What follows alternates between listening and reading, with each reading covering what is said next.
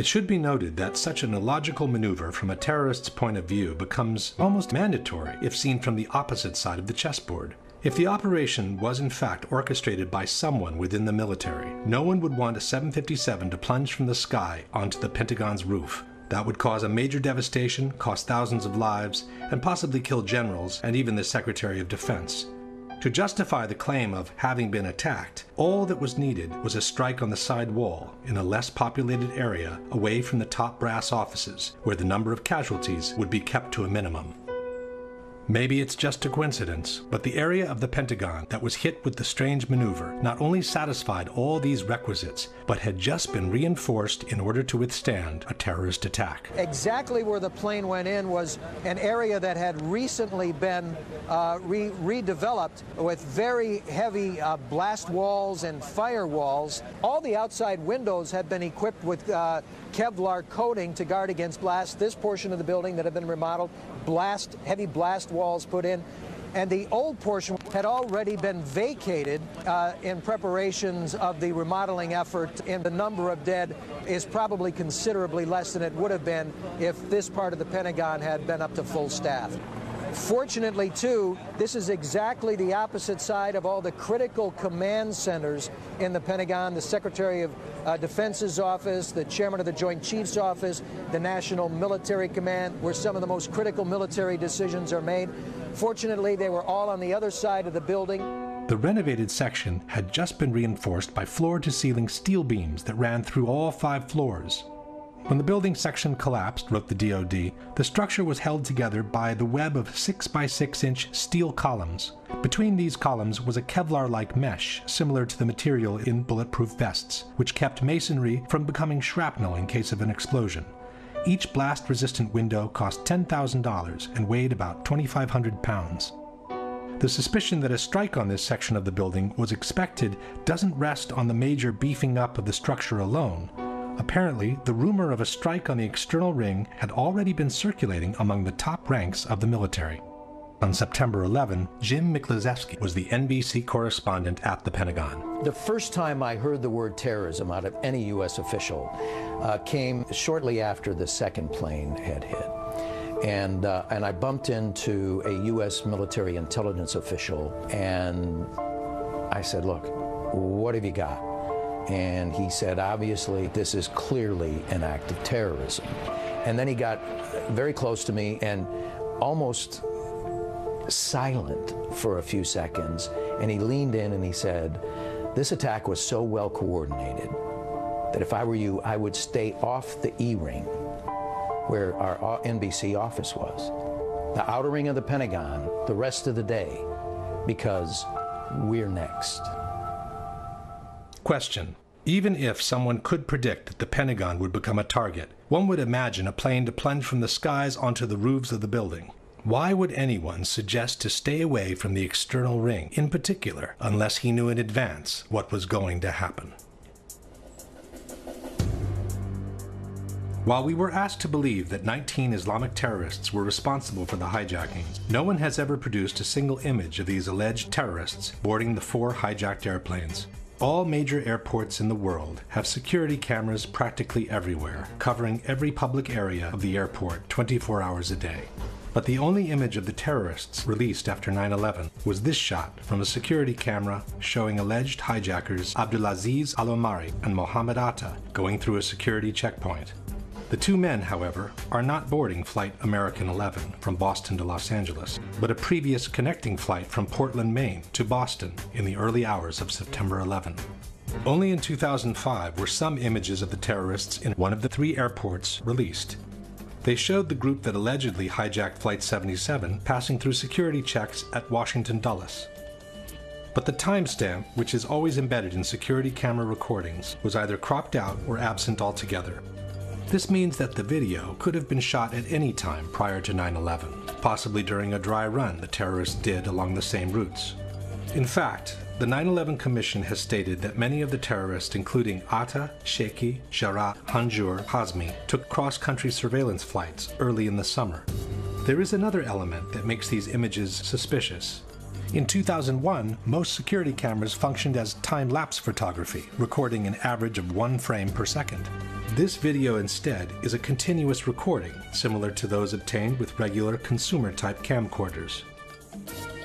In any case, the fact remains that in 10 years, we have never seen a single image proving that the 19 alleged terrorists boarded the hijacked airplanes. To address this blatant oddity, the 9/11 Commission wrote that the security checkpoint in Newark, like the checkpoints in Boston, lacked closed-circuit television surveillance. But in a Los Angeles Times article dated September 13, 2001, former FBI Assistant Director Louis Shaliro is quoted saying that FBI agents examined footage from dozens of cameras at the 3 airports where the terrorists boarded the aircraft. We also have the account by David Brent, a technical information engineer who worked for the company that had installed the security cameras at Dulles. After the 9/11 attacks, Brent stated, "I was part of a team that had the laborious task of reviewing all the video from the airport. That's every frame from over 300 cameras with 30 days of retention time. The task took 3 weeks of 15-hour days." So where are the images of the terrorists? Even if the checkpoints from 2 of the 3 airports didn't have cameras, we should have dozens of images of the 19 terrorists standing in line for the check-in, getting their boarding passes, moving through the lounge areas, making phone calls, using stairs and conveyor belts, visiting the duty-free shops, or having a snack before departure. Each of these premises has also plenty of cameras of their own, which are used to keep an eye on their customers. And then we should have seen the terrorists seated in the departure lounges, waiting for the boarding call, and finally proceeding through the gates that would take them to the airplanes. But we have never seen any of this. Question: why were we never shown a single image of the 19 alleged hijackers moving through the different areas of the 3 airports on the morning of September 11? Since Washington Dulles did have security cameras at the checkpoints, why were we never shown the properly time-stamped images of the 5 terrorists boarding Flight 77 on the morning of September 11? Not only do we not have a single image of the 19 hijackers at the 3 airports on September 11, but we also don't have a single soundbite of their voices from the 4 cockpit voice recorders. With 4 hijackings that lasted between 18 and 41 minutes each, we should have some 2 hours of continuous recordings of what happened in the cockpits of the 4 airplanes. We should have heard the struggles of the terrorists storming in and overcoming the pilots, and then we should have heard their conversations in Arabic as they try to figure out where they are and how to get from there to their designated targets. But we never heard any of that. For American 11, the plane that hit the first tower, we were told that the cockpit voice recorder was never found. For United 175, the plane that hit the second tower, we were also told that the cockpit voice recorder was never found. For the flight that hit the Pentagon, we were told that the voice recorder was found, but it was damaged to the point that the contents were unusable. This is very curious, as black boxes are built specifically to withstand extremely high temperatures and the most violent of impacts. Planes have 2 so-called black boxes, actually painted orange to make them more visible. They're kept at the back of the plane. 2 shells of stainless steel and a heat-protective material shield the flight data recorder and the cockpit voice recorder. They can withstand pressure down to 6,000 meters and heat of 1,100 degrees centigrade. For United 93, the voice recorder was found, we were told, and was in good condition. But, for unknown reasons, the recording was never made public. In December 2001, members of the victims' families formally asked the FBI to release the voice recordings from the cockpit of Flight 93. But the FBI replied, "While we empathize with the grieving families, we do not believe that the horror captured on the cockpit voice recording will console them in any way." At the end of the day, the only sound bites from the alleged hijackers we ever heard are a couple of clips recorded by air traffic controllers on the ground as the terrorists apparently punched the wrong keys talking to their passengers. But move, please. Going back to the airport. Don't try to make any stupid moves. Curiously, the hijacker from another flight made the exact same mistake. Hi, the captain. I would like to remain seated. We're all aboard and are going to back to the airport and have our demand. So please remain quiet. But these recordings could have been transmitted by anyone and from anywhere. They don't prove that the terrorists were actually aboard the planes. In fact, the opposite suspicion arises in this case. Just as the Portland images seem to be the perfect substitute for the complete lack of images of the 19 terrorists at the 3 airports, these short sound bites, apparently generated by mistake, seem to be the perfect substitute for the complete lack of conversations from the 4 cockpit voice recorders.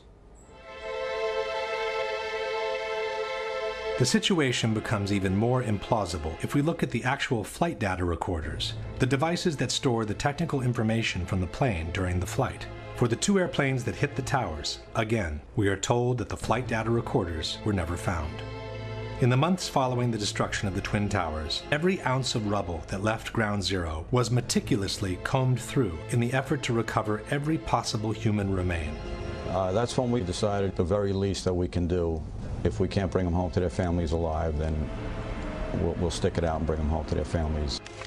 There wasn't a piece of rubble that left that pit that wasn't gone over with a fine-tooth comb. This practice went on until the end of the removal operations. The big pile that you see in the background there is what remains of one of the towers. A tractor basically comes in, takes a shovel full of it, and then he feathers it out across the field out there. The guys take rakes and they rake through it. It's very tedious, but we find bones constantly.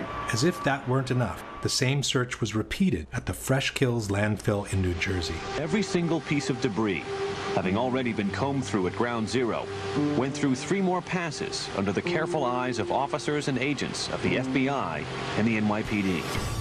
Yet we are asked to believe that not 1, but 4 bright orange, practically indestructible voice and data recorders eluded a search so meticulous that it was able to recover dozens of watches, banknotes, personal documents, and even buckets of coins. For the other 2 flights, the one that hit the Pentagon and the one that crashed in Pennsylvania, the flight data recorders were found, we were told, and were in good condition.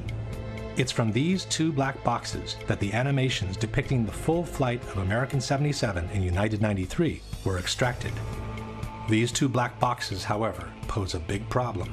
Every flight data recorder carries a metal plaque indicating the exact model and serial number of that device.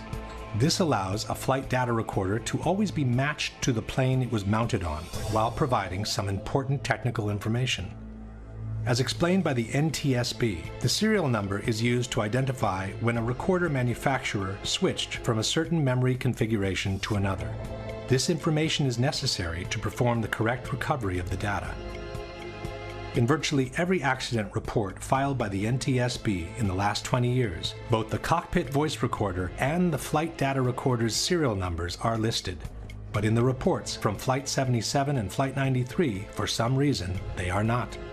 An independent researcher has filed several Freedom of Information Act requests with the NTSB, the Federal Aviation Administration, and the FBI, requesting information on the missing serial numbers, but his requests were always denied. As no one has ever released the serial numbers of the 2 flight data recorders, it's impossible to know whether they came from Flight 77 and Flight 93, or from a totally different source. All in all, we have this paradoxical situation where the contents of 6 black boxes out of 8 were never released, while the other 2 cannot be verified as genuine both in origin and content. As far as we know, the 4 airplanes that crashed on September 11 could have been totally different machines from those that left the airports earlier that morning. The obvious inability by these amateurs to fly the 4 airplanes in the way they were flown, and the total lack of proof that they were even aboard those planes, poses a serious question. If not them, then who was piloting the planes? One thing everyone can agree on is that no professional pilot in the world would ever crash his own plane into a highly populated target like the Pentagon or the Twin Towers in New York. Even at gunpoint, once he knew his plane was doomed, at the last minute he would steer it away from a populated target or plunge it directly into the sea. I don't believe any airline pilot would intentionally fly into the World Trade Center, even with a gun at his head. It is inconceivable to me that any airline pilot would allow anyone to force him to fly into an inhabited building. I cannot imagine how any pilot could be conscious or capable of doing anything to control that airplane at the time that it was directed at one of these buildings. But then, who was in the cockpits? What may seem as a far-fetched possibility was actually suggested by TV reporters less than 10 minutes after the impact on the second tower. That is a very large aircraft. It would be enormously significant if someone was able in some way to get their hands on a 727 or a similar sized commercial aircraft and then crash it in. Ollie? Jim, what you're saying could be a drone aircraft. That's an aircraft that's guided electronically to its target without having a pilot. Now that is a possibility as well. One fact that seems to support this possibility are the exceptional speeds these airplanes were able to achieve at low altitudes, near sea level. As we know, a person can easily run at top speed through normal air, but he cannot do the same in a much thicker medium like water. If he were to be pushed at the same speeds in the thicker fluid, he would probably lose his arms and legs due to the excessive resistance he encounters. The same thing can happen to airplanes if they are pushed beyond their design structural limits. At 30,000 feet, the air is very thin, and the airplane can easily travel beyond 500 miles an hour without encountering much resistance. As soon as it starts descending, however, the atmosphere gets thicker and thicker, and the plane needs to reduce the speed accordingly in order to preserve its structural integrity. Below 10,000 feet in altitude, speeds around 250 miles per hour are recommended.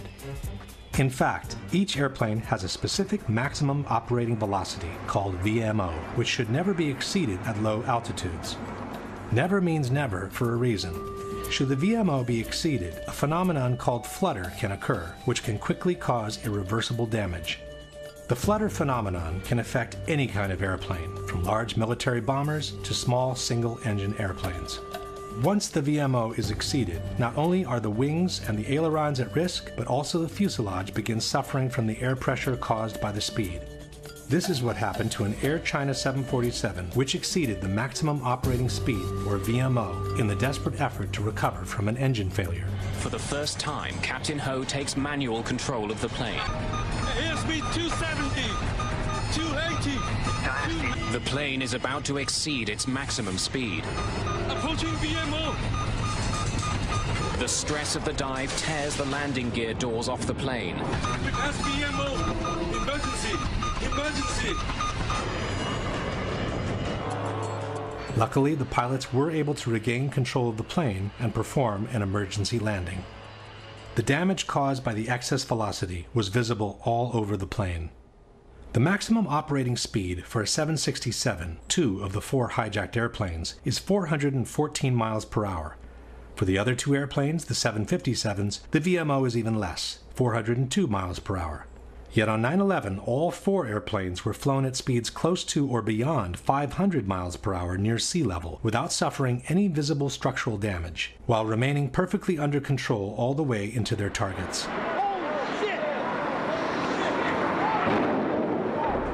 American 11 hit high up in the North Tower, around the 93rd floor, going a pretty astonishing rate of speed, almost 500 miles an hour. Here comes a very large target, descending rapidly, very fast. Diving very steeply and very fast. He's really moving. He was moving fast. United Flight 175, streaking through the skies over New York at more than 600 miles an hour, barely missed colliding with another commercial flight. The back of my neck stands up when we talk about the hijacking.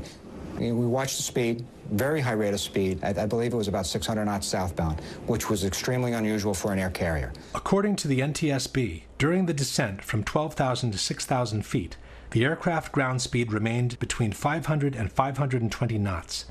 It then impacted World Trade Center Tower 2 at approximately 510 knots ground speed.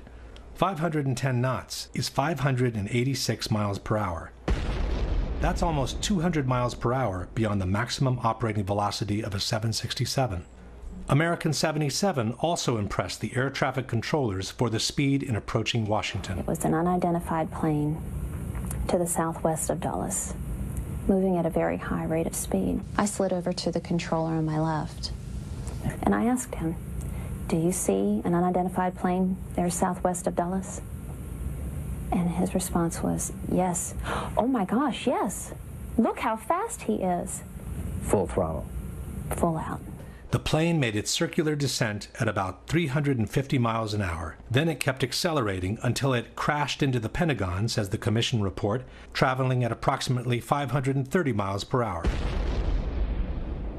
While flying at 5,000 feet of altitude, United 93 began performing a series of hard left and right maneuvers at 350 miles per hour. This was followed by a series of similar up and down maneuvers while flying near 400 miles per hour.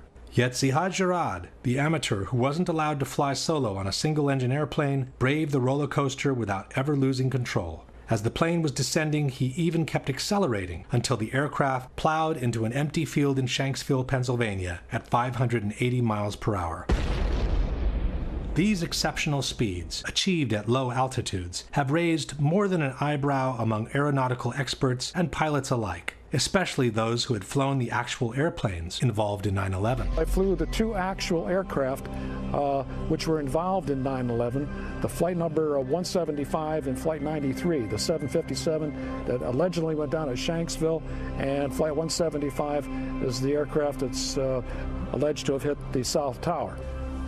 I don't believe it's possible for a terrorist, a so-called terrorist, to train on a 172, then jump in the cockpit of a 757, 767 glass cockpit, and vertical navigate the aircraft, lateral navigate the aircraft, and fly the airplane at speeds exceeding its design limit speed by well over 100 knots, make high-speed, high-bank turns, pulling probably 5, 6, 7 Gs, and the aircraft would literally fall out of the sky. I couldn't do it, and I'm absolutely positive they couldn't do it. How do you feel about United 175 reaching 510 knots? Physically impossible. To have a clocked airspeed of 510 knots with a commercial airliner at sea level is physically impossible. Flight 175 that hit the second tower, they said it was going at roughly 560 miles an hour at sea level. No, that's impossible. You need so much power to push yourself through that air. So the engines have the right amount of horsepower for cruising at 30,000 feet at 500 plus miles an hour. To do that at ground level, you need 6 times that amount of power. Those engines can't put out 6 times more power. If you changed out the motors so they were motors that had 6 times the thrust, then theoretically you could, but then the structure is not strong enough. Under all circumstances, I'd say an absolute resounding no. To me, it's impossible. Any pilot that has been in a commercial jet would probably laugh at if you said 510 knots. Is it possible to fly over 500 miles an hour at sea level? No. It would be above the indicated airspeed would be greater than its maximum speed at sea level. Even, like, say if it was even in a shallow type of dive, would it be able to? Any airplane can dive, of course, then you've got the assistance of gravity, right? But there comes a point where the drag of the air overcomes the aerodynamics of the airplane. For a final word, the same researcher has called Boeing Corporation. It has to do with the maximum speed of a 767-200 at 700 feet altitude. For 200? Yeah, 767-200, yeah. Like I had asked some people, and they assumed it would be about 250 miles an hour or something.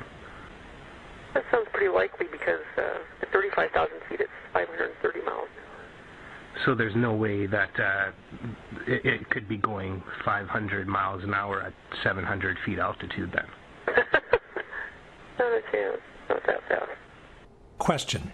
Can you produce any evidence that a Boeing 767 equipped with regular engines can fly for almost 2 minutes beyond 500 miles per hour in the lower strata of the atmosphere without suffering any visible structural damage? Can you explain how amateur pilots who had never flown a jet before in their life could maintain full control of an airliner that has exceeded the VMO by almost 200 miles per hour?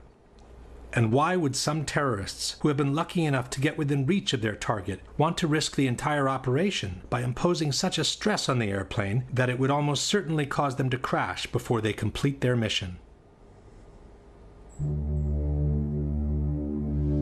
One question becomes inevitable at this point. If those were military drones and not regular airliners, what happened to the passengers? With certainty, no one can answer this question. One thing we do know, however, the CIA has been developing plans for covert operations that involve the in-flight swapping of commercial airliners with military drones since the 1960s. One such plan was called Operation Northwoods, and it detailed how to replace a civil airliner with a military drone in mid-air, unbeknownst to the air traffic controllers. After the swap, the airliner would be landed in a military base. The drone would continue to fly, appearing on radar as the original plane, and would be remotely guided all the way into the target. We don't know whether this is the actual end the passengers met, but one thing we can say for sure: those who called their relatives from their cell phones could not have placed those calls from the airplanes in flight. Minutes after the fourth plane had crashed in Pennsylvania, news was already circulating that several passengers had made calls with their cell phones from the hijacked airplanes. We are being hijacked. We are being hijacked. Those frightening words were uttered by a passenger aboard United Flight 93 who was able to call emergency personnel on his cell phone before the plane crashed in western Pennsylvania. And tonight we're getting reports of cell phone calls from at least 3 of those 4 flights. On the second flight that came out of Boston, that was the second flight of the day and also went into one of the Twin Towers of the World Trade Center, there was a businessman who got off 2 cell phone calls to his father. The CNN commentator Barbara Olson, wife of U.S. Solicitor General Ted Olson.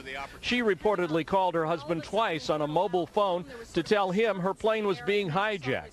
The problem is that in 2001, it was practically impossible to make a call with a cell phone from an airplane at cruising altitudes. The whole idea behind cellular phones is that they use low-power transmitters, both to keep the cost of the units down and to preserve battery life. It is up to the receiving towers on the ground to pick up and boost their signal before they route it through the system. It is commonly thought that beyond 10,000 feet in altitude, most cell phones become useless. Passenger planes normally cruise at 30,000 feet and beyond. The editors of Popular Mechanics, however, maintain that cell phones do work from cruising airplanes, even at maximum altitudes. David Dunbar. With regard to the cell phones, we did what any reporter would do. We talked to experts in the field, and in fact, cell phones do work at that altitude, up to 35,000 feet and higher. And in 2001? In 2001, and it might be instructive for you to talk to some of the cell phone experts. Instead of talking to experts, Japanese television decided to take matters into their own hands. In 2003, they conducted an on-camera experiment near Ontario, Canada, to verify the actual reach of cell phones from different altitudes. The cellular phone system used in the experiment in Canada is the one used in the United States. 3 cell phones, each from different telephone companies, were used. The experiment begins at 1,000 feet.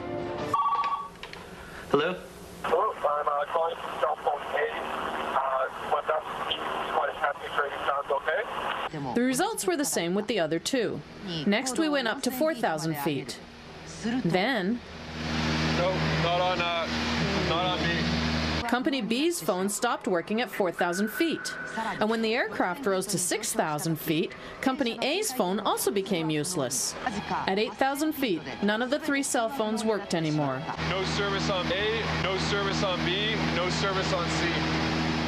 In other words, at an altitude of 35,000 feet, cell phones would have been totally useless.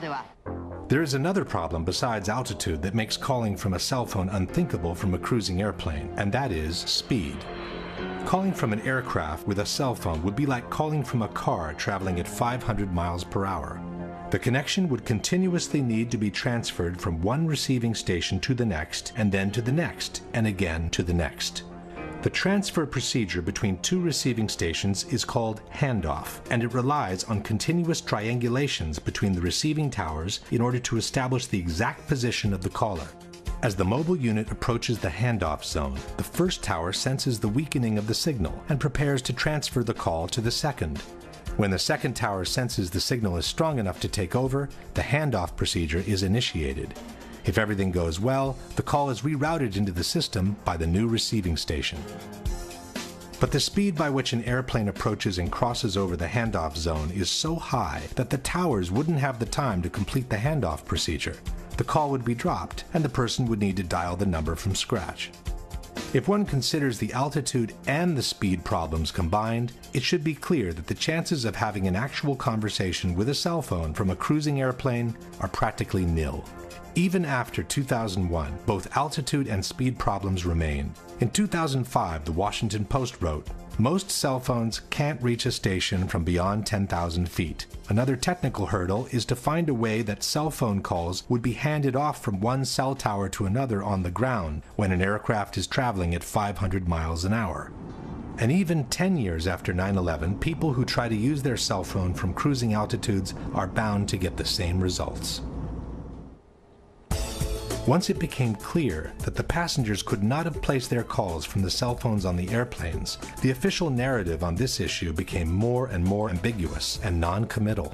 Theodore Olson, who had initially told the press he had received 2 cell phone calls from his wife Barbara, changed his story to calls made from an airphone. And by the time the 9/11 Commission published their final report, only one mention on the cell phone calls remained. Shortly thereafter, wrote the Commission, passengers and flight crew began a series of calls from GTA airphones and cellular phones. No indication on which calls were made from cell phones and which ones with airphones was given. The authorities from the Moussaoui trial also avoided being too specific on the origin of the calls. Within the official documentation, they released this flash animation, which contains all the basic information on the 4 hijacked airplanes. By clicking on any of the flights, one can view the passengers list. By clicking on the telephone icon at the bottom, the passengers who have made phone calls are highlighted. And by clicking on any of the passengers' names, the list of the calls they have made is displayed. Each of the calls lists the exact time it was placed, the duration, the initial part of the number dialed, and the name of the person receiving the call. But the number from which the phone call was placed is missing. The only information available is the location on the plane the calls were presumably made from, row 30 in this case. It's as if the authorities were trying to suggest that the calls were made from airphones without having to put it down on paper. Only in 2 cases did the authorities openly state that a cell phone was used. One is the call allegedly placed to 911 by a passenger who had locked himself in a lavatory where airphones are not available. The second is a call placed by flight attendant C.C. Lyles to her husband, who later described his surprise in receiving a call from her cell phone in a television interview. Once the phone got disconnected, then I sat up in the bed like, it was like I just woke up. I'm like, was that a real call? So I looked at the caller ID and noticed that it was a call, and it was from her cell phone. And I'm like, okay, wait a minute. How can she call me from on the plane from a cell phone, because cell phones don't work on a plane? That's what I'm thinking. As only these 2 phone calls were admitted by the authorities, the debunkers have universally adopted the only 2 cell phone calls made position. Le telefonate non sono state fatte con i cellulari, sono state fatte con gli earphone. In soli 2 casi è stato usato un cellulare, quindi quelle 2 telefonate brevissime, frammentarie, sono state fatte quando l'aereo era una quota perfettamente compatibile con la rete cellulare americana. But one thing is the number of cell phone calls admitted to. Another is the number of calls that were actually made. In the days following 9/11, the FBI interviewed the various people who had received a phone call from their relatives on the planes, and their reports tell a different story. One of the reports reads, starting at approximately 6:30 Pacific Standard Time, which is 9:30 New York time, Dina Burnett received a series from 3 to 5 cellular phone calls from her husband, Thomas Burnett. Burnett was able to determine her husband was using his own cellular phone because the caller ID showed his number. Only one of the calls did not show the caller ID, as she was on the line with another call. According to the official documentation, Thomas Burnett made a total of 3 calls, one at 9:30, one at 9:37, and one at 9:44. This means that at least 2 of these calls, if not all 3, were made from Burnett's cellular phone. At 9:30, the plane was flying at 32,000 feet and climbing.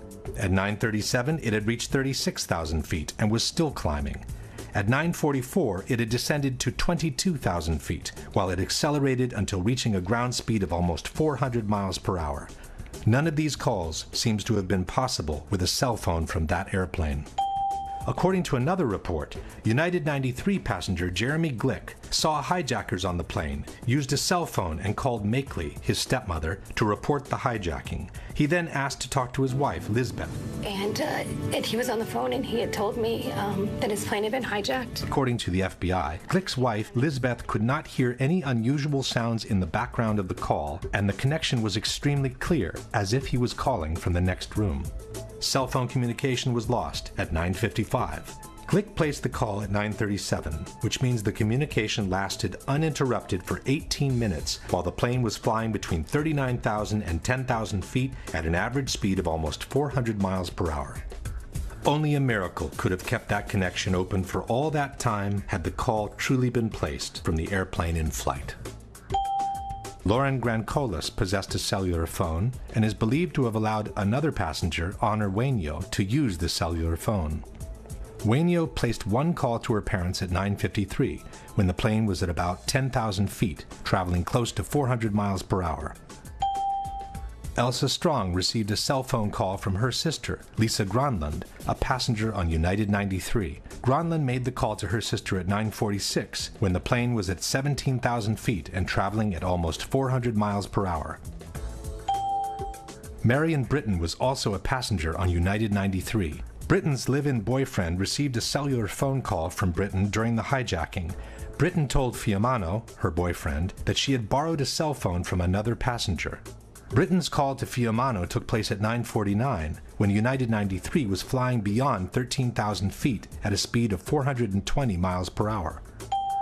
Peter Hansen, a passenger on United 175, contacted his mother on cell phone and said the flight had been hijacked. Peter's father, Lee, said that he resisted the temptation to call his son back because he didn't want to place him in more danger by having his cell phone ring on the plane. Peter Hansen called his parents twice, at 8:52 and at 9 a.m. At 8:52, the plane was at 30,000 feet and it was climbing. At 9 o'clock, it was flying at over 18,000 feet in altitude, while it accelerated towards the record-breaking speed of almost 600 miles per hour near sea level. Brian Sweeney was also a passenger on United 175. After learning of the attacks, wrote the FBI, his wife Julie Sweeney returned home to find that her husband had left a message made from his cell phone aboard the plane on their answering machine. Sweeney made the call at 8:58 in between the two Hansen calls, when the plane was still at 25,000 feet in altitude. While any one of these phone calls could have momentarily been connected by a set of fortunate coincidences, it should be obvious that all these cell phone calls as a whole could not have been made from the cruising airplanes. Question: given the known limitations of the cellular phone system in 2001, can you provide any evidence that the cell phone calls made by the passengers reported by the FBI could have been made from the altitudes, at the speeds, and for the durations indicated for each of them? We do know, however, that the calls were made, as no one has ever doubted that the relatives actually received them. This opens the way to a disturbing possibility, which seems to support the in-flight swap hypothesis, that the passengers were forced to call their relatives under duress, pretending to be on the airplane, while in fact they had already been landed in some unknown location. In support of this hypothesis, we have different elements. One is the conversation passenger Todd Beamer had with a GTA airphone operator, Lisa Jefferson, during the hijack of Flight 93. It is through Lisa Jefferson that the whole world learned about the famous call to action, "Let's roll." When he told the guys, "Are you ready?" I assumed that they were waiting on his cue. Then they responded to him, and he said, "Okay, let's roll." The 9/11 Commission has established that the hijack took place at 9:28. Todd Beamer was connected to Lisa Jefferson at 9:43, some 15 minutes into the hijacking. The FBI report confirms that Jefferson received the call from Beamer at approximately 8:45 Central Time, which is 9:45 Eastern. But the contents of the conversation are strikingly at odds with the official narrative. According to Jefferson, Beamer called to state that the plane was about to be hijacked. He stated that 3 individuals, 2 wielding knives, the third with a bomb strapped to his waist with a red belt, were preparing to take control of the flight. Jefferson estimated that she spoke to Beamer for 7 minutes before the 2 hijackers armed with knives entered the cockpit. This places the hijacking at around 9:52, while officially it took place at 9:28. This is no small discrepancy. How could Beamer be describing events that are supposed to be happening in front of his eyes when in fact they had already happened half an hour before? How could the terrorists be preparing to take control of the flight at 9:45 when they had already been in the cockpit for more than 15 minutes? The FBI also wrote that Jefferson noted that the call had an unusually low amount of background noise, the same thing Liz Glick had noticed. Furthermore, the records show that Beamer's call lasted roughly 1 hour and that the line was left open after the crash.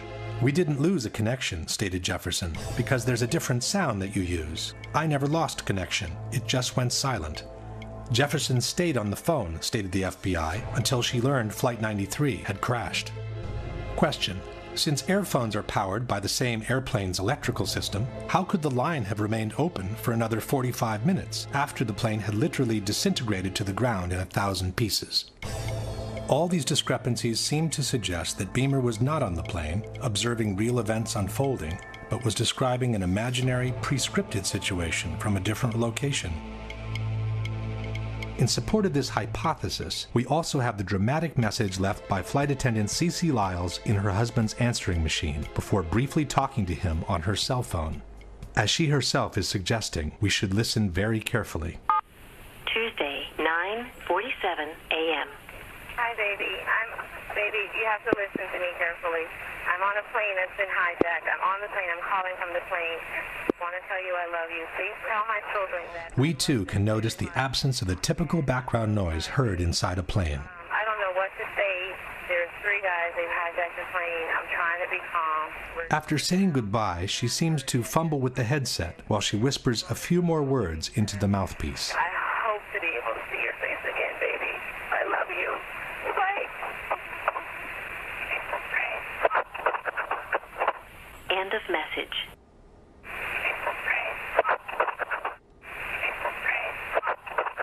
Even by playing the segment several times, it remains difficult to hear anything different from the words, "It's a frame." In any case, the problem with the phone calls does not change. The cell phone calls confirmed by the FBI in their reports cannot have been made from the cruising airplanes. Someone has to explain where they came from. Was never released. All the debunkers have to show for Flight 77 is a small piece of wreckage carrying an American Airlines serial number. But this piece could have been placed by anyone onto the grass after the impact. In fact, unidentified men in suits were seen meddling with the debris right after the impact, in direct violation of the rules of a crime scene. A contractor who was only 100 yards away from the point of impact stated, "It was DPS, the guys in the black coats. They were here right then and there. That's what I don't understand. Where did they come from? Maybe they knew something. I don't know." The debunkers claim that the witnesses' accounts are more than sufficient to identify the airplane. Hundreds of people saw an American Airlines jet fly into that building. But it's presumable that if anyone wanted a different airplane to look like an American Airlines aircraft, they would have at least thought of painting the fuselage with the same colors.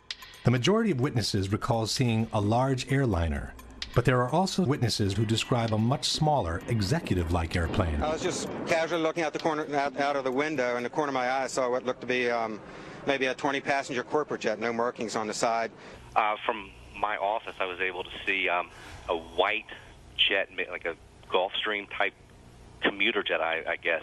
Omar, you say this was a smaller plane, 10 to 15 passengers maybe? No es muy grande. No es muy grande. It's not like too big, it's just... ¿Tú sabes los aviones comerciales? It's like business airplane. Like a business jet. Yeah. It looked like a commuter plane, 2-engine, come down from the south, real low, proceed right on and crashed right into the Pentagon. And are you fairly sure that it was what we sometimes describe and recognize as a small commuter plane? Yes, it was. By the witnesses' accounts alone, it's impossible to establish what kind of airplane it was. As the plane clipped 5 light poles before striking the Pentagon, the debunkers maintain that the distance between the light poles indicates a corridor wide enough that only a large airliner could have created it. Ce qu'on peut voir justement, c'est que l'avion en arrivant a tombé 5 pylônes qui étaient sur sa trajectoire, et ces pylônes étaient espacés de 25 mètres. Troviamo alcuni lampioni abbattuti, 5 lampioni. Tutti insieme fanno una fascia larga 26 metri. Facciamo finta di ipotizzare che non sappiamo che si tratti di un aereo.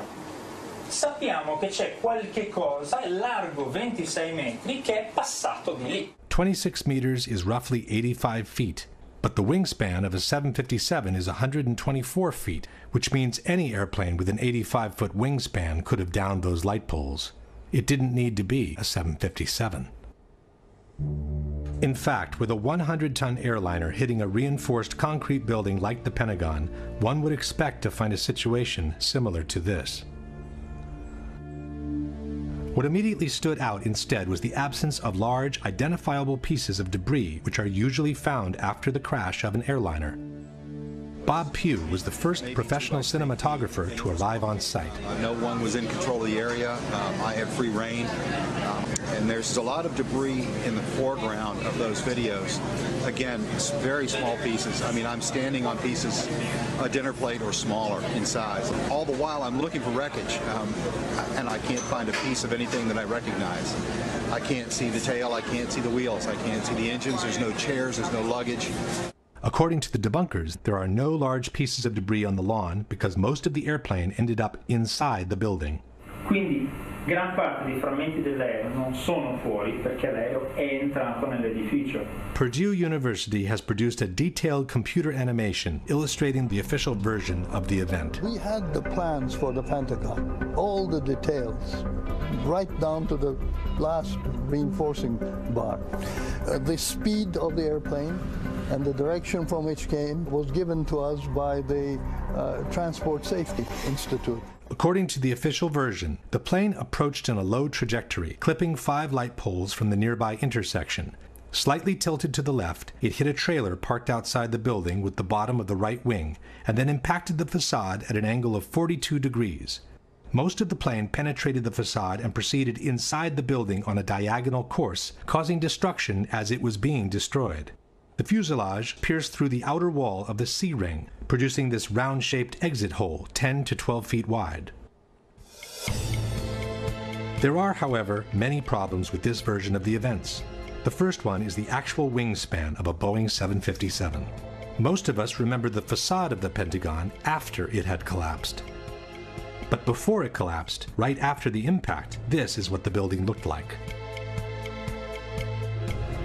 This series of pictures was taken by a Navy photographer shortly after the impact. There doesn't seem to be enough damage for a Boeing 757 to have penetrated the building almost in full.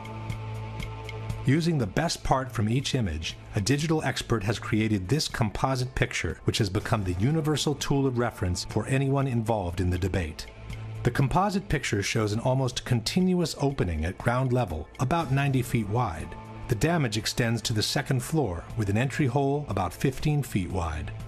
This is enough, maintain the debunkers, to have accommodated most of the plane inside the building. Effectivement, on peut se demander où est-il passé. Et puis, si on prend des photos qui ont été prises à des instants différents et qui justement, par un assemblage, ont permis de montrer les dégâts qui étaient réellement visibles sur la façade, et là on voit clairement que tout le rez-de-chaussée a été anéanti sur une longueur de 30 mètres, et puis au milieu, bien sûr, vous avez le trou de la carlingue. That gash in the E-ring was about 90 feet across. The wingspan of the plane was about 124 and change. That punched the hole into the building. It is true, the wingspan of a 757 is 124 feet, but the debunkers forget that the plane came in at a 42-degree angle, which makes the projected wingspan on the facade 160 feet wide. That's almost twice the 90-foot existing gash. As shown in this animation, the left wing should have also destroyed these 2 windows to the left of the opening. But the whole segment to the left of the opening doesn't seem to have been hit by a wing traveling at 500 miles per hour. The window's wooden frames are still in place, and the glass seems to have been broken from the ensuing explosion, not from the impact itself. The limestone covering the facade has fallen off, but the bricks underneath appear practically untouched. By the same projected angle, the right wing should have impacted the facade all the way to this column on the second floor. In fact, there is a diagonal cut on the second floor wall that could have resulted from the wing's impact. But this puts most of the wing above the second floor slab, which means it never penetrated the facade to begin with. So where did it go? This is the explanation by Popular Mechanics for what happened to the wings. The wings did not fully penetrate the facade. In fact, the wings had already been partially sheared off by the time the plane even hit the building. The fuselage mainly made the hole that existed. Conspiracy theorists want to know why it wasn't the width of the full wingspan of the plane, and actually just the simple reason was that the wings came off. But where did they go? Popular Mechanics doesn't say. A similar problem is posed by the horizontal stabilizers, which extend some 50 feet in width. As they are mounted 3 feet higher than the wings, they should have impacted the facade approximately here and here. But there are no visible marks from their impact on the facade, nor is any recognizable piece of the stabilizers visible on the lawn. Same story for the tail, which raises 24 feet above the fuselage. At the time of impact, the tail should have hit as high as the windows on the 4th floor. The Purdue animation shows the tail entering the building in full, as if it were cutting through butter. But the facade above the entry hole doesn't show any significant damage, and the glass from the windows around the hole isn't even broken. For the missing tail and stabilizers, Popular Mechanics offers this generic explanation. A plane flying 500 miles an hour, hitting a concrete wall that is extremely reinforced, there's not going to be much left of it. You're not going to see it sitting on the lawn of the Pentagon in 1 or 2 or 3 pieces. But here is the problem. If part of the wings, the stabilizers, and the tail disintegrated in 1,000 pieces against the facade, how could the fuselage penetrate it almost entirely? The fuselage is by far the weakest part of the plane, as it basically consists of an empty cylinder meant to carry the passengers and their belongings. How fragile the fuselage is compared to the wings is explained by aviation expert Jacques Rolland. Jacques Rolland, ancien général de l'armée de l'air, est aujourd'hui le meilleur expert en crash aérien auprès des tribunaux. Il n'est pas du tout évident de comprendre qu'effectivement, dès que vous avez un choc à l'avant, l'ensemble s'enfonce à la vitesse de pénétration en fait. Et le premier point dur se trouve ici. Tant que vous n'arrivez pas là, l'avion, c'est du papier. Question. How could the fuselage, which is the weakest part of the plane, penetrate the facade almost entirely, while part of the wings, the stabilizers, and the tail, which are relatively stronger, were unable to do so and were shattered in 1,000 pieces instead? Even more mysterious is the disappearance of the engines. The 757 that allegedly hit the Pentagon was equipped with 2 RB-211 engines built by Rolls-Royce. Almost 8 feet in height, weighing over 7,000 pounds each, the internal core of the engine is made with components so sturdy and resistant that they are considered practically indestructible. It has to rotate at about 10,000 revolutions per minute, with a blade speed of about 800 miles per hour. The component itself operates at something like 300 degrees above the melting point of the alloy. To operate at around 1700 degrees, they're designed not to melt. Quali sono le parti che non vengono distrutte, che non si squagliano per il calore? Pezzi del carrello e il cuore dei 2 motori, che è molto più compatto dalla parte esterna dei motori, ovviamente è fatto in materiali che devono resistere alla temperatura, 2000-2500 gradi, per cui la parte centrale dei 2 motori è sicuramente sopravvissuta all'impatto. But where are they? In their animation, Purdue University has chosen to ignore the issue. As one can see, moments before the impact, the 2 engines simply vanish into thin air. Debunker Paolo Attivissimo has made what he calls a cautious suggestion. Questo è un motore Rolls-Royce RB211, questo è un oggetto trovato davanti al Pentagono. Quando dicevo prima, probabilmente i motori non sono completamente entrati, questo oggetto è di forma compatibile. Faccio il prudente, dico semplicemente che è di forma compatibile. But this rotor could have come from any engine. There is also another picture of a similar disc, or possibly the same disc, from a different angle. And then there is this part of an engine found inside the Pentagon. But we are not looking for scraps. We are looking for 2 3-ton pieces of machinery made with steel and titanium that after an accident should look something like this. Or like this. Or like this. In fact, had the Pentagon been hit by a 757, the 2 engines would have impacted the facade around these 2 points just below the wings. This means they would have proceeded inside the building on a path somewhat parallel to the fuselage, carving a trail of destruction much more devastating than any other part of the plane. È un proiettile simile il motore? Sì, sicuramente sì. Può essere tranquillamente un proiettile. Lanciato a 800 km/h la struttura viaggia. e non si ferma al minimo ostacolo. But there are no engines visible outside the exit hole, nor are there any other holes in the wall that could have been caused by an engine. Question: can you explain what happened to the core of the two engines, which is built with components so strong and resistant to be considered practically indestructible? Now for the biggest mystery of all, the exit hole. According to the official version, it was the fuselage of the plane that created this hole in the wall of the C-ring. On September 15, 2001, the Pentagon renovation manager stated, "The plane penetrated through the E-ring, D-ring, C-ring. The nose of the plane just barely broke through the inside of the C-ring, so it was extending into AE drive a little bit." The AE drive is the internal alley separating the C-ring from the B-ring. But how could the fuselage have made it all the way through the wall of the C-ring? Un aereo che pesa 120 tonnellate, lanciato a 800 km/h, impatta una facciata, la trapassa. Nel trapassarla viene tritato dalle colonne che ci sono in mezzo, a mo' di grattugia, se volete, passate questo termine, e alla fine quel che rimane sono solo frammenti molto piccoli. Quel poco che rimane in fondo arriva dall'altra parte. If the fuselage is only a cylinder and it gets cut and ground by the columns in 1,000 pieces, how can it retain the circular shape needed to punch this almost perfectly round hole in the wall? This is where the explanations by the debunkers become absolutely fascinating. The mass of the plane penetrated the building with enormous energy and continued into the building in a state almost more like a liquid than a solid. Then encountered reinforced concrete columns 2 feet thick, so the aircraft was flying through a forest of columns. The plane became almost like an artillery shell or a tank round. What actually came out, it was a circular ball of fire, which is how fire goes when it moves. That's why it has a perfectly round shape. By this time, there was an avalanche of debris that was moving as a single mass, much as in an avalanche of snow. Whether it was a liquid mass, a ball of fire, or an avalanche of snow, all these hypotheses are flatly contradicted by the Pentagon Building Performance Report, a document published in 2003 by the American Society of Civil Engineers. In assessing the condition of the columns on the first floor, the report reads, columns 3G, 3H, 3J, and 5J were damaged but still standing, although in the direct path of the fuselage.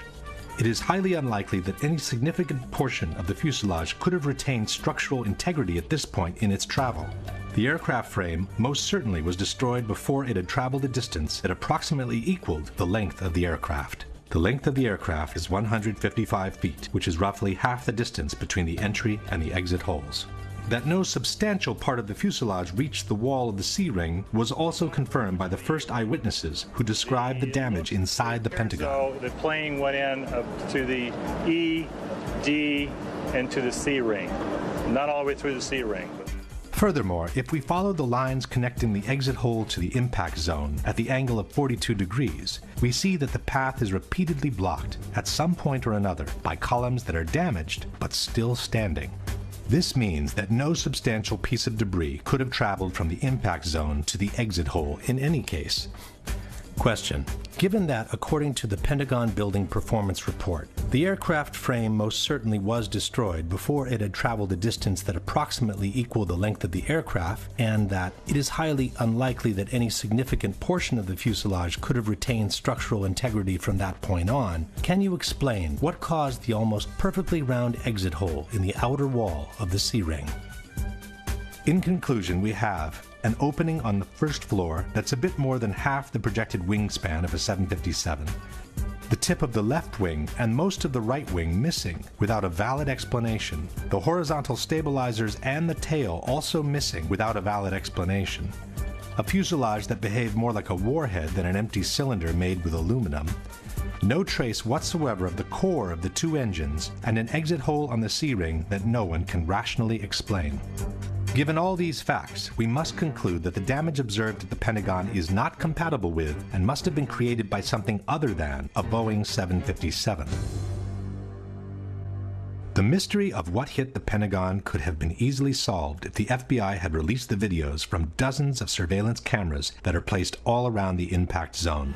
Yeah, there were a lot of cameras around the Pentagon. If you look at the Pentagon, you can see that there's cameras on each corner. There's cameras at some of the businesses around the Pentagon. And we know in those cases, the tapes were confiscated immediately by the FBI within hours of the event. When a Freedom of Information Act requesting all the videos covering the impact zone was filed, the FBI agent in charge of the tapes responded, "The FBI possessed 85 videotapes that might be potentially responsive to plaintiff's FOIA request. But," concluded the agent, "I determined that only one videotape showed the impact of Flight 77 into the Pentagon on September 11, 2001. This is the tape we have all seen many, many times." The FBI could have released all the videos anyway, just to allow the public to see by themselves what was actually shown in each of them. But for some reason, they preferred to keep them under wraps. Not only has this question never been answered, but an in-depth analysis of the only footage of the impact ever released contains a dramatic surprise. Initially, the DoD released these 5 frames taken from a Pentagon parking security camera. Later on, in 2006, the DoD released the entire sequence from which the 5 frames had been extracted. The time-lapse sequence runs at approximately 1 frame per second, and it shows the moments leading up to the impact, the large explosion, and a billowing fire that ensued. Unfortunately, the video does not show the airplane in transit. All we can see in the frame preceding the explosion is what appears to be the tail of an airplane followed by a trail of white smoke. But the body of the plane remains covered by this concrete column standing in the foreground. The Department of Defense also released a second video, taken by a different camera from the same parking lot. The second camera was actually located in the very column that obscured the view of the plane in the first video. This aerial shot of the Pentagon shows the actual location of the 2 cameras. The second camera faces in the same direction as the first, and it offers a clear, unobstructed view of the same field of action. By using the moment of the explosion, we can synchronize the 2 cameras with absolute frame-by-frame accuracy. By synchronizing the 2 cameras, we notice that the second video begins earlier than the first, while the first lasts longer than the second. This leaves us with a middle, common section of about 100 frames, which are perfectly synchronized with each other. From the moment the police car moves on, the action proceeds in an identical manner both in the frames preceding the explosion and in those following the explosion. Especially in the second part of the videos, after the explosion, we can verify how each couple of frames depicts exactly the same action by looking at the shape of the billowing smoke. This confirms that the 2 cameras were operating in perfect synchronization. This is only to be expected. After all, the 2 cameras were controlled by a centralized recording system called multiplexer, or TLR. There is, however, one pair of frames from the 2 videos that shows a completely different action from one another. They happen to be the 2 frames in which the plane travels across the lawn. It's frame 23 in the relative count. As the first video showed the tail and the trail of smoke, we would expect the second camera placed in this concrete column to show the entire body of the plane in the same position. It does not. In the corresponding frame, camera 2 shows only the tip of the plane entering frame from the right-hand corner. But how can the nose of the plane be behind the tail at the same moment in time? The synchronization system allows for a maximum fluctuation between the 2 cameras, or margin of error, of 1/30th of a second. Given that the plane is traveling at 750 feet per second, the maximum possible fluctuation between the 2 cameras would translate into a difference of a mere 25 feet in the position of the plane. A 757 is 155 feet long. Even calculating the perspective due to the diagonal path, this is far from sufficient to explain the large discrepancy between the 2 images. Furthermore, after this moment, the 2 videos resume their perfect synchronization, which is maintained all the way to the end. Why these 2 crucial frames, and only these 2, are so different from one another has puzzled researchers and digital experts alike. The same digital expert who had prepared the universal image from the Pentagon has also conducted an in-depth technical analysis of the two videos released by the Department of Defense. After confirming that the two cameras were synchronized by the same multiplexer system, this expert has compiled a table comparing the contents of each pair of frames. As one can see, frame 23 is the only one showing a strong inconsistency between the two images. The expert has then proceeded to analyze the two frames with the most sophisticated digital tools and has obtained some astonishing results. A series of Boolean subtractions reveals that a small part of the image is actually present in both frames. What is said to be the nose of the airplane in camera 2 is also present as part of the smoke trail in camera 1. It seems in fact as if someone has retouched this area of the frame by means of cut and paste in order to cover the plane, while he has kept the end of the smoke trail to make it look like the nose of the plane entering frame. Question: given that the maximum fluctuation between the two cameras would translate in a difference of 25 feet in the position of the plane, can you provide a valid explanation for the large discrepancy between the two corresponding frames? Absent a valid explanation for this discrepancy, we must conclude that at least one of the two frames is the result of intentional manipulation or photoshopping. If we now summarize the situation at the Pentagon, we have the total lack of evidence that the unknown incoming was in fact Flight 77, a mysterious phantom plane that attracted the attention in the opposite direction, the failure from the White House to shoot down the incoming even though it posed a serious and imminent threat, a totally illogical approach maneuver from a terrorist's point of view, an alleged hijacker incapable of performing that maneuver, the absence of any significant part of the plane from the wreckage, a damage to the building clearly incompatible with a 757, a doctored tape of the impact, and the obvious reluctance by the FBI to release any other tape that could allow the identification of the plane.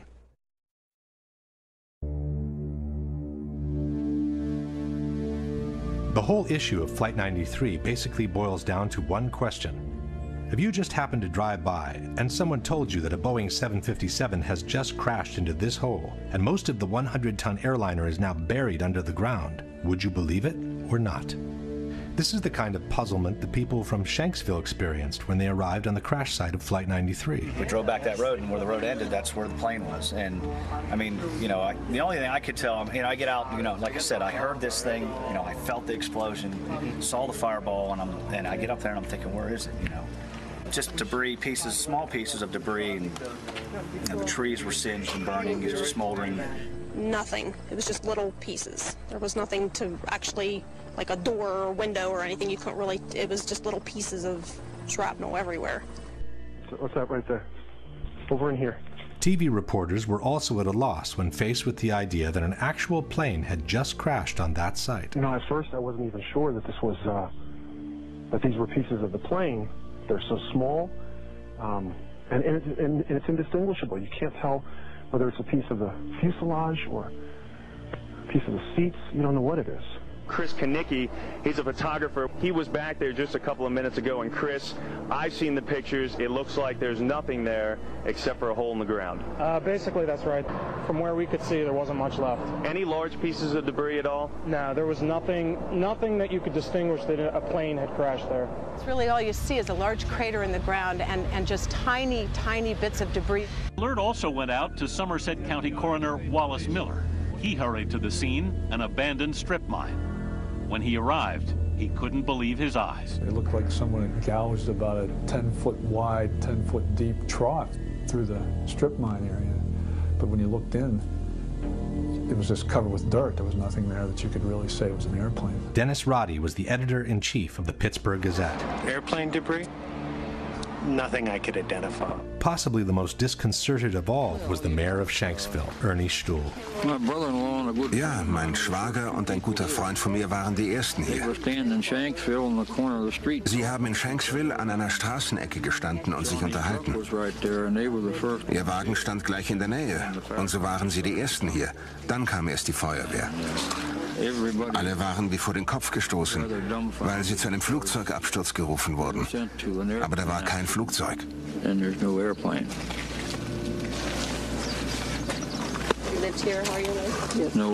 Flugzeug. Sie wurden hier zu der Unfallstelle geschickt und da war kein Flugzeug? Nein, da war nichts. Nur dieses Loch. Das ist es, was Sie sahen. Ich dachte immer, das sei die Absturzstelle. Das ist sie, aber da ist nichts zu sehen. It's in that hole, says the FBI, that most of the airplane lays literally buried in the ground. Much of the plane and its contents were found beneath the soft dirt, states the FBI's website. Evidence technicians found the flight data recorder about 12 feet below the surface and the cockpit voice recorder about 25 feet deep. Since the two black boxes are located in the tail of the plane, one must conclude that also the cockpit, most of the fuselage, the passengers' seats and bodies, and their belongings somehow managed to get buried deep underground. The only ones who don't seem to have a problem with this explanation are the debunkers. We have this idea that when planes crash, they crack in half and there's this dramatic burned wreckage. That's what happens when planes crash at very low speeds, usually on approach or takeoff from an airport. This plane was flying straight down. It was approaching the speed of sound. It would have if it had gone much farther. And it penetrated into soft ground with incredible velocity.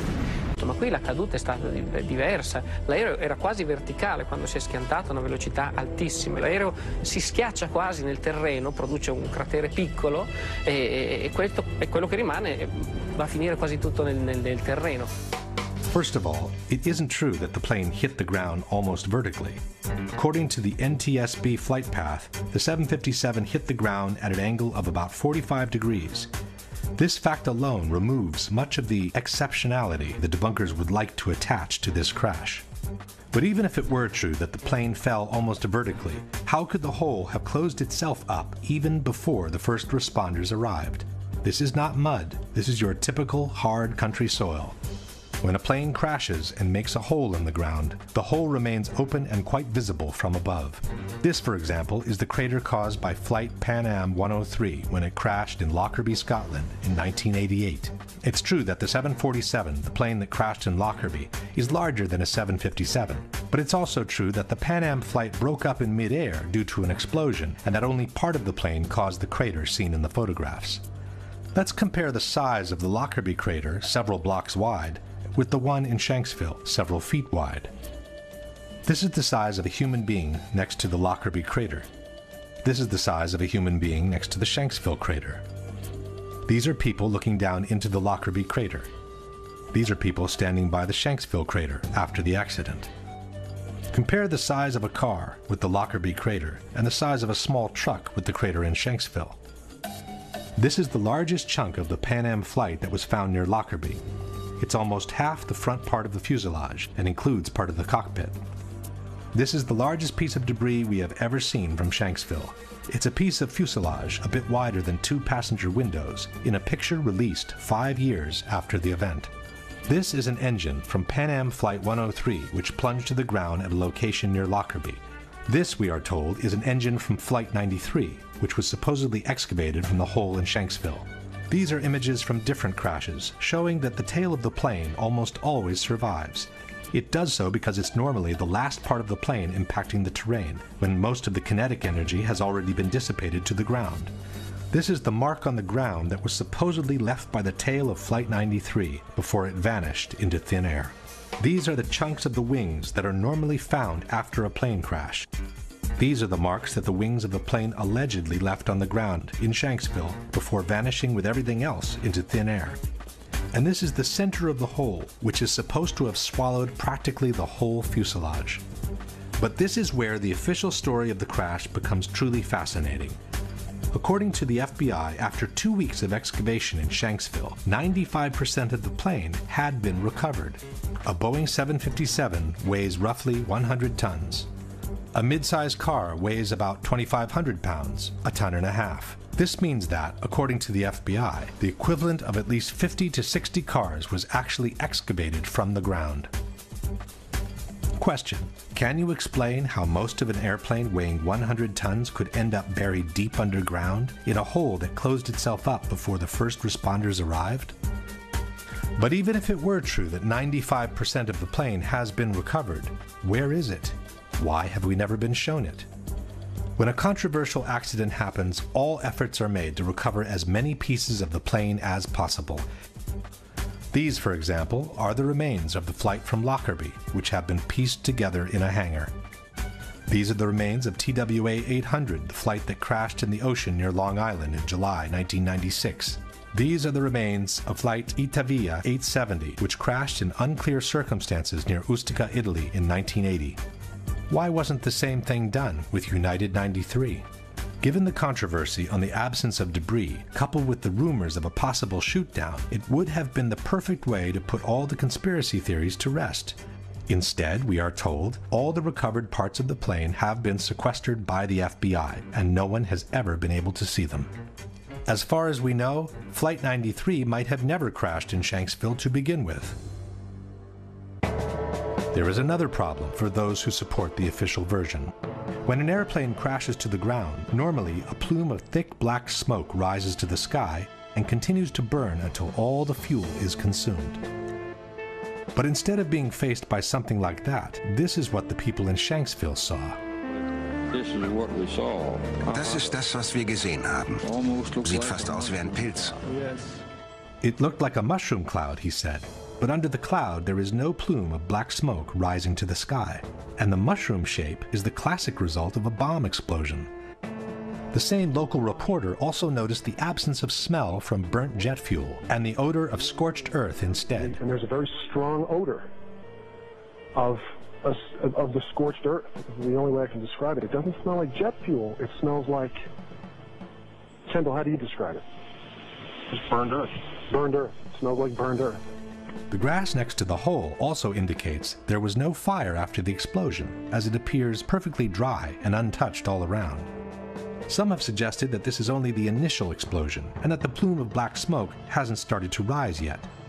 But this hypothesis is disproven by this video, taken by a local amateur shortly after the explosion took place.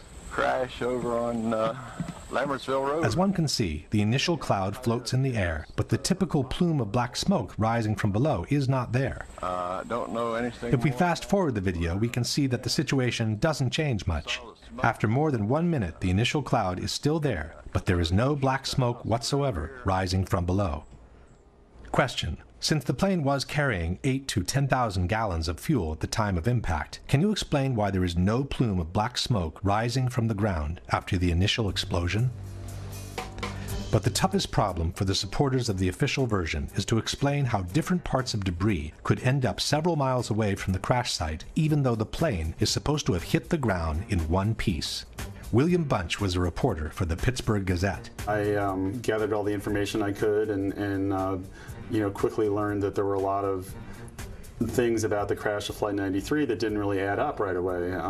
The fact that debris fell on this lake a couple miles away at the same time that the plane was crashing. The lake Bunch is talking about is Indian Lake, which is located a couple of miles southeast of the crash site. According to the debunkers, there is a valid explanation for the debris found in the lake. Perché quello che le dice di pezzi trovati chissà dove sono arrivati a Indian Lake, che è a 1600 metri di distanza. Sono stati trovati pezzettini di carta che sono volati perché c'è vento. First of all, it's not true that there was wind on that day. As the images show, there was only a light breeze gently moving the air all around. The very cloud from the explosion, as we have seen before, practically didn't move for over 1 minute. Secondly, it wasn't just small pieces of paper that were found. From the Pittsburgh Tribune we read, "By Wednesday morning, crash debris began washing ashore at the marina. Witness John Flegel said there was something that looked like a rib bone amid pieces of seats, small chunks of melted plastic, and checks." In any case, the problem is not limited to Indian Lake, which is 2 miles away from the crash site. Debris from the plane was found as far as 8 miles away, near New Baltimore. This is the map of the debris field published by the Pittsburgh Tribune. CNN also reported the secondary field, confirming that the debris belonged to Flight 93. Well, Darren, in the last hour or so, the FBI and the state police here have confirmed that they have cordoned off a second area about 6 to 8 miles away from the crater here where this plane went down. This is apparently another debris site, which raises a number of questions. Why would debris from the plane, and they identified it specifically as being from this plane, why would debris be located 6 miles away? Could it have blown that far away? Seems highly unlikely. And as to whether it broke up, On the way, we don't know that. FBI is being very tight-lipped about that. But again, it leads to that possibility. It certainly leads to a number of questions. Since the plane is supposed to have hit the ground in one piece, can you explain how it was possible for debris to be found 6 to 8 miles from the crash site on a day when only a light breeze was blowing? The extension of the debris field is not the only fact suggesting a shoot-down. There are other elements that seem to confirm it. Standing there watching on TV and the lights flickered in the building. About that time we heard the engines roar, and we took off out of the building. As we were coming out from the office out through the building, the ground shook and we heard a big boom. Looked over and saw the big ball of fire. Flegel later told other people about the lights flickering. I was in Atlanta, and I was sitting there talking to another guy, and I was explaining to him about whenever we were standing in the office and the lights flickered and everything. And as soon as he heard me say that, he immediately stopped me and he said, "Well, I'm retired from the Air Force." He said, "That plane was shot down." And I said, "Why?" And he said, "Because whenever the lights flickered, they zapped the radar frequency on everything before they shoot." The mayor of Indian Lake also remembers the power going off just before the crash. Our power had gone off, and then we felt a tremor. It sounded like a missile came across our house. I mean, they were going that fast. The mayor of Shanksville, Ernie Stuhl, had something interesting to say. "I know of 2 people, I will not mention names, that heard a missile," Stuhl said. "They both live very close, within a couple of 100 yards. This one fellow served in Vietnam, and he says he's heard them, and he heard one that day." But who could have possibly shot the plane down? As far as we know, there are no witnesses who saw fighter jets near Flight 93 at the time of the crash. There are, however, some witnesses who saw a small, unmarked white plane which flew over the area just before the crash. I was just driving along here. It was a beautiful day. Had my window open, had the stereo on, and when I got up here almost to the stop sign, this small white plane, at the time, that's what I thought it was, went over top of me.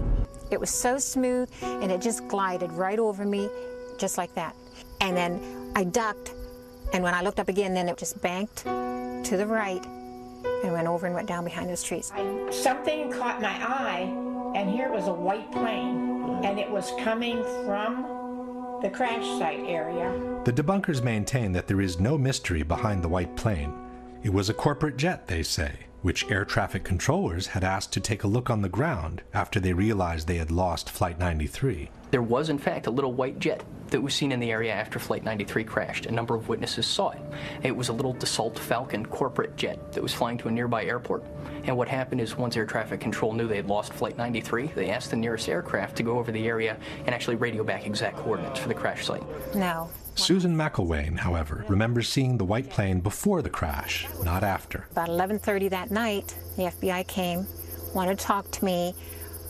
They kept asking me how big the plane was. I said the plane, it was small, wasn't much bigger than my van that I saw, and that it went over top of me.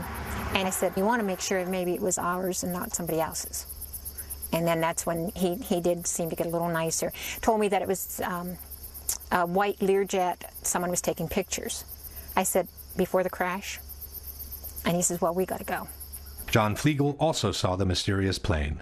Since Flegel arrived on the spot within a minute from the crash, the corporate jet sent by the air traffic controllers would not have had time to descend over the area yet, while the mystery plane was already getting away from the spot into the blue sky. We got there, like I said, probably within 45 seconds or a minute of impact. We were there. We were there before any firemen, any paramedics, or anybody. We were on site.